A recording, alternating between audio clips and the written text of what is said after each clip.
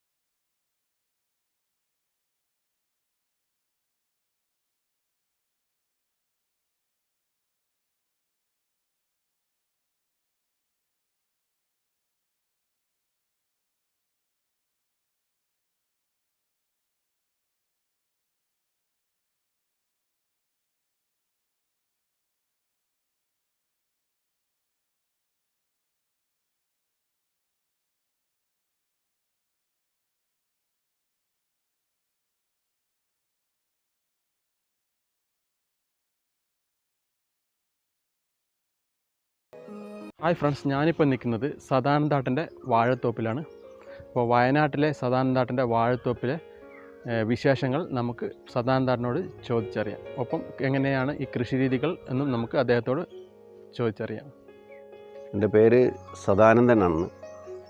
ഞാൻ വയനാട്ടിലെ പരമ്പരാഗതമായി അച്ഛനപ്പൂപ്പന്മാരുടെ കാലത്ത് തന്നെ വയനാട്ടിൽ കൃഷിയായിട്ട് വന്ന് അതിന് പിന്തുടർന്നു വരുന്ന ഒരു കർഷകൻ കൂടിയാണ്. കൂടാതെ ഒരു രാഷ്ട്രീയ പാർട്ടിയുടെ കൂടി പ്രവർത്തിച്ച ഒരു പൊതുരംഗത്ത് വളരെ കാലം പ്രവർത്തിക്കുന്ന ഒരു വ്യക്തി കൂടിയാണ്. ഇപ്പോൾ സെൻട്രൽ ഗവൺമെൻറ്റിൻ്റെ നാഷണൽ റിസർച്ച് സെൻറ്ററിലെ ബനാന റിസർച്ച് സെൻറ്ററിൻ്റെ ബോർഡിലെ ഒരു അംഗം കൂടിയാണ് പ്രവർത്തിക്കുന്നു. വയനാട്ടിലെ ഈ കൃഷി രീതികളെ തുടർന്ന് കൊണ്ടുപോകണം എന്നാഗ്രഹിക്കുന്ന ഒരാളാണ്. അതുകൊണ്ട് തന്നെ നേരത്തെ നമ്മളെ അച്ഛൻ പൂർവികന്മാരൊക്കെ കൊണ്ടുവന്നിട്ടുള്ള കൃഷിയായത് കാപ്പി, കുരുമുളക്, കഴുങ്ങ്, അതുപോലെ തന്നെ പശു, എല്ലാ കാര്യങ്ങളും അതുപോലെ കുറേശ്ശെയെങ്കിലായിട്ട് കൊണ്ടുപോകാൻ ശ്രമിക്കുന്നു എന്നുള്ള ഒരു ഘട്ടം. നമ്മുടെ രാജ്യം ഒരു കാർഷിക രാജ്യമാണ്. കൃഷി എന്നുള്ളത് പൂർവ്വകാലം തൊട്ടേ നമ്മുടെ സംസ്കാരത്തിൻ്റെ ഭാഗമായിട്ടുള്ളതാണ് കൃഷി. ഒരു വ്യാവസായിക രാഷ്ട്രത്തിൽ വ്യവസായം കൊണ്ട് തൊഴിലവസരങ്ങളും അതുപോലെ തന്നെ ധനലാഭവും ഒക്കെ ഉണ്ടാകുന്നുണ്ടെങ്കിലും പരമ്പരാഗതമായി നാം അനുവർത്തിച്ചു വരുന്ന കൃഷി രീതികൾ ഒരു രാഷ്ട്രത്തിൻ്റെ സമ്പത്ത് ഘടനയെ തന്നെ മാറ്റിമറിക്കുന്നതാണ്. കൃഷിയില്ലാതെ മുന്നോട്ട് പോകാൻ നമ്മുടെ രാജ്യത്തിന് സാധിക്കില്ല.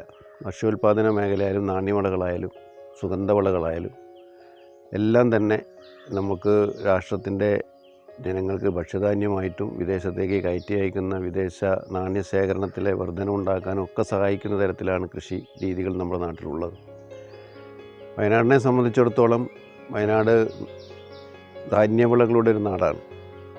ഇവിടെ പ്രധാനമായും കൃഷി ചെയ്യുന്നത് തേയിലയും അതുപോലത്തെ കാപ്പിയും കുരുമുളകും ഇഞ്ചിയും ഒക്കെയാണ്. അപ്പോൾ സുഗന്ധ വ്യഞ്ജന ദ്രവ്യങ്ങളും അതുപോലെ തന്നെ നാണ്യവിളകളും കൃഷി ചെയ്യുന്നൊരു പ്രദേശമാണ് വയനാട്. അതോടൊപ്പം തന്നെ വയനാട് വയൽനാടാണ് എന്ന് അത് ലോപിച്ചാണ് വയനാടായത് എന്ന് പറയുന്നു.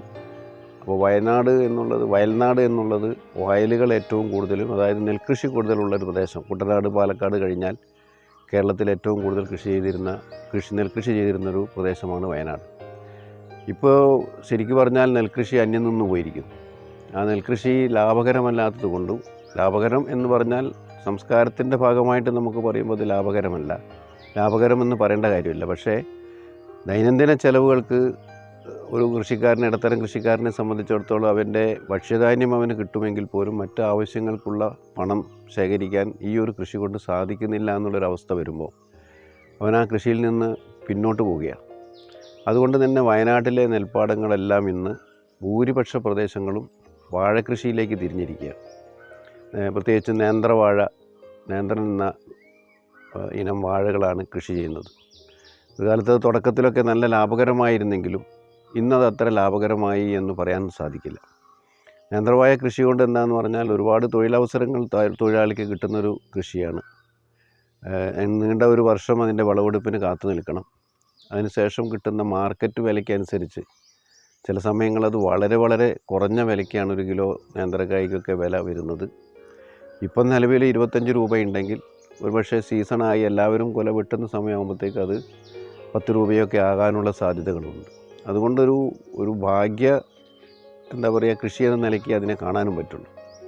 ഉൽപ്പാദന രംഗത്ത് വർധന ഉണ്ടാകുന്നുണ്ടെങ്കിൽ വിപണന രംഗത്ത് അതിനനുസരിച്ചിട്ടുള്ള കുതിപ്പുകേട്ടുണ്ടാക്കാനോ അല്ലെങ്കിൽ വില ലഭിക്കാനോ സാധിക്കുന്നില്ല എന്നുള്ള വസ്തുത അത് നമ്മുടെ മുമ്പിലുണ്ട്.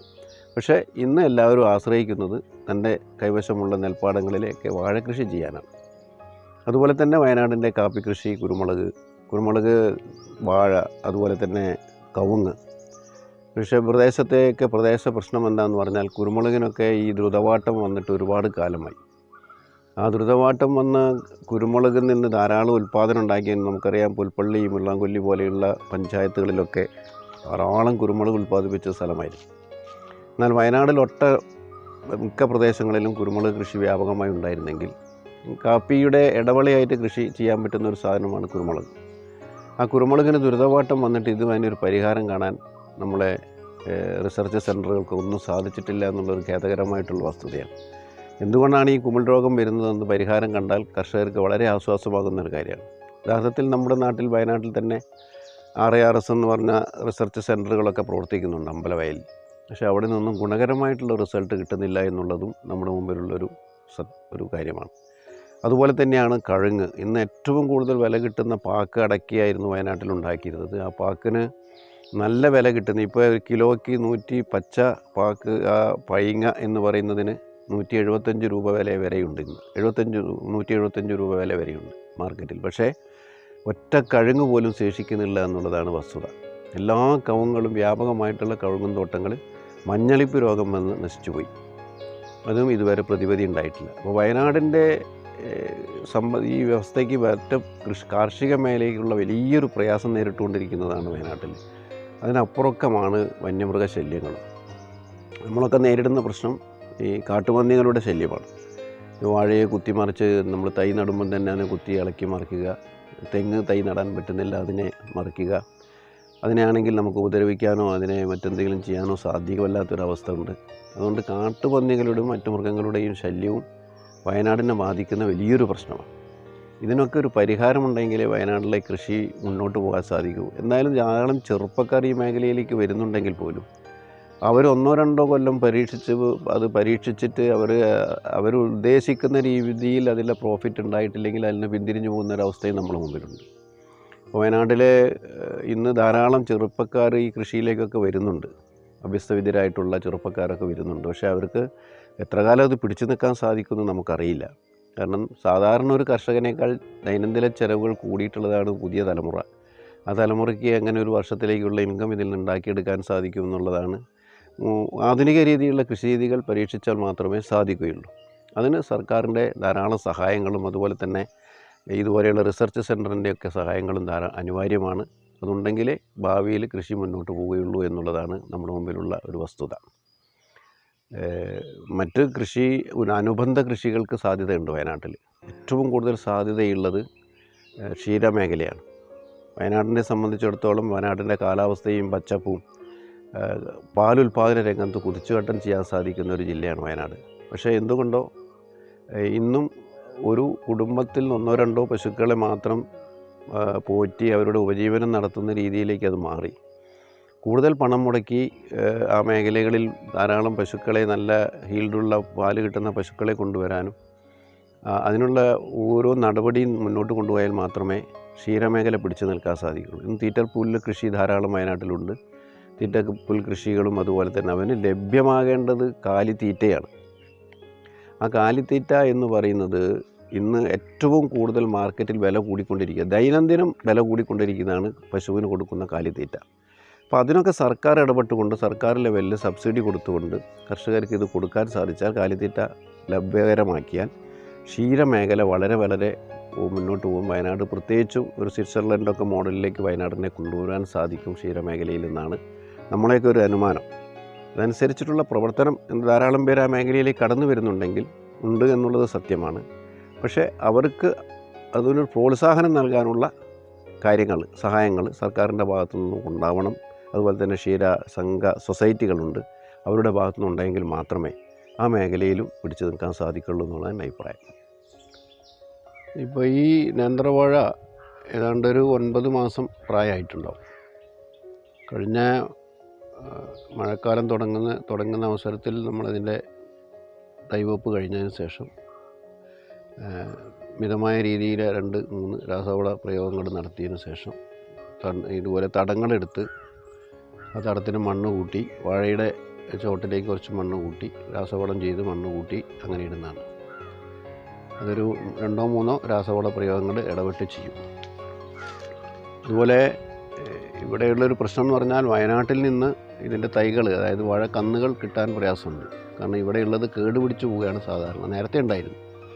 ഇപ്പോൾ എല്ലാവരും ഇത് ചെയ്യുന്നത് തമിഴ്നാട്ടിൽ നിന്നും വാഴ തൈകൾ കന്നുകൾ കൊണ്ടുവരികയാണ്. അതാണ് ഇവിടെ കൃഷി ചെയ്യുന്നത്. അപ്പോൾ ഇതിന് പകരമായിട്ട് ലാഭകരമായിട്ട് കൊണ്ടുപോകുന്നൊരു വസ്തുത എന്താണെന്ന് പറഞ്ഞാൽ, ഇപ്പോൾ വ്യാപകമായിട്ട് ടിഷ്യൂ കൾച്ചർ തൈകളുണ്ട്. പക്ഷെ അത് വളരെ ചെറിയ തൈകൾ കിട്ടുന്നതുകൊണ്ട് അതിവിടെ കൊണ്ടുവന്ന് വെച്ചാൽ അതിന് 1-2 മാസവും കൂടി കൂടുതൽ സമയമെടുക്കും അതിൻ്റെ വിളവെടുപ്പിന്. അതുകൊണ്ടത് എല്ലാവരും അതിൽ നിന്ന് ഒഴിവാകുകയാണ്. അപ്പം കടുത്ത വേനലിലാണ് കൊല വരുന്നതെങ്കിലുള്ള ജലസേചനം നടത്താൻ സൗകര്യമില്ലെങ്കിൽ കൊല മോശമാകും. അതുകൊണ്ട് ആ സമയം പരിധിയിൽ എല്ലാവരും 1 വർഷം കൊണ്ട് തന്നെ ആവണം എന്നുള്ള നിബന്ധനയിലാണ്. പക്ഷേ ടിഷ്യൂ കൾച്ചർ തൈകൾ ഒന്നും കൂടെ വലുതാക്കി ഇവിടെ കൊണ്ടുവന്ന് നഴ്സറിയിൽ കൊണ്ടുവന്ന് വലുതാക്കി ഇവിടെ പ്രയോഗിക്കുകയാണെങ്കിൽ നല്ല കൊലകളും കിട്ടും. അതുപോലെ തന്നെ വളരെ രോഗപ്രതിരോധ ശക്തി കൂടി അതിന് കൂടുതൽ കിട്ടും എന്നുള്ളതാണ് നമ്മുടെ അനുഭവത്തിൽ നിന്ന് മനസ്സിലാവുന്നത്. പല സ്ഥലങ്ങളും അത് പ്രായോഗികമായി നടത്തുന്നുണ്ട്. കുറച്ച് സമയം കൂടുതലെടുക്കും എന്നതിൽ കവിഞ്ഞ് ടിഷ്യൂ കൾച്ചർ തൈ നല്ല തൈകളായിരിക്കും എന്നുള്ള കാര്യത്തിൽ സംശയമില്ല.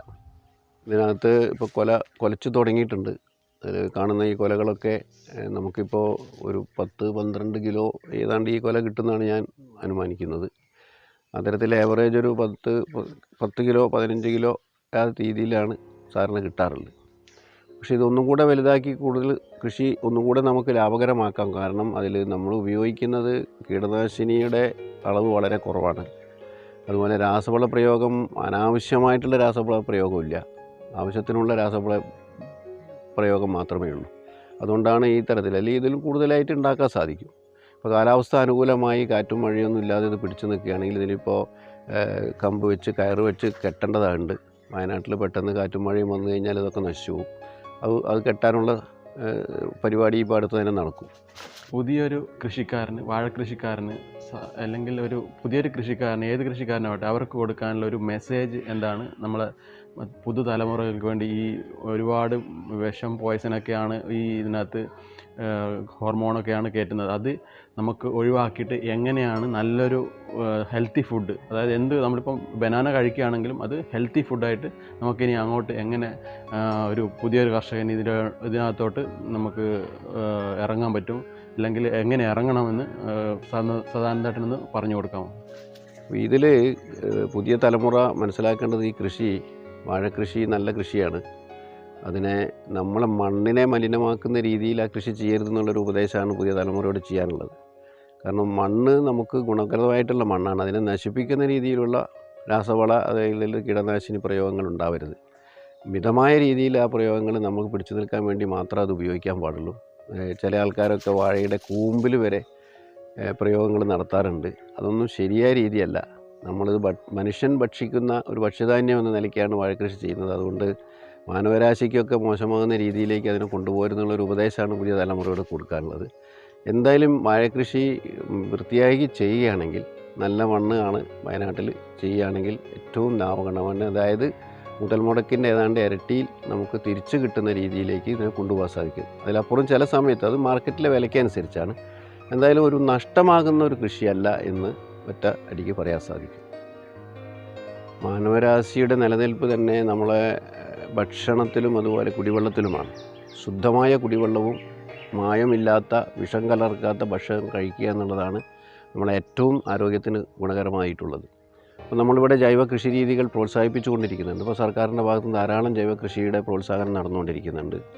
ഒരു കാലഘട്ടത്തിൽ അതുണ്ടായിരുന്നെങ്കിൽ പിന്നീട് അതിനെ അന്യം നിന്ന് പോയി. രാസവള പ്രയോഗങ്ങൾ അമിതമായി വന്നപ്പോൾ ഇപ്പോൾ അത് ദോഷകരമാണെന്ന് സർക്കാർ തലത്തിൽ തന്നെ കണ്ടിട്ടുണ്ട്. അതുകൊണ്ട് ജൈവ കൃഷി രീതികളെ പ്രോത്സാഹിപ്പിക്കുന്നുണ്ട്. നമുക്ക് വെർമി കമ്പോസ്റ്റ് പോലത്തെയുള്ള കമ്പോസ്റ്റുകൾ ഉണ്ടാക്കി വാഴയ്ക്കിടാൻ സാധിക്കും. അതുപോലെ ധാരാളം കാലിവളങ്ങൾ ഉപയോഗിക്കാം. പശുക്കളെ ഒരു ഫാമൊക്കെ ഇതിനോടനുബന്ധിച്ച് നടത്തുന്നവർക്ക് അത് ചെയ്യാൻ സാധിക്കും. അതുപോലെ തന്നെ പലതരത്തിലുള്ള അതായത് ജൈവ കീടനാശിനികളും ഇപ്പോൾ നമ്മൾ കണ്ടുപിടിച്ച് ഉൽപ്പാദിപ്പിക്കുന്നുണ്ട്. അതെല്ലാം ഉപയോഗിച്ച് കഴിഞ്ഞാൽ ജൈവ ഭക്ഷ്യധാന്യം നമുക്കുണ്ടാക്കാൻ സാധിക്കും.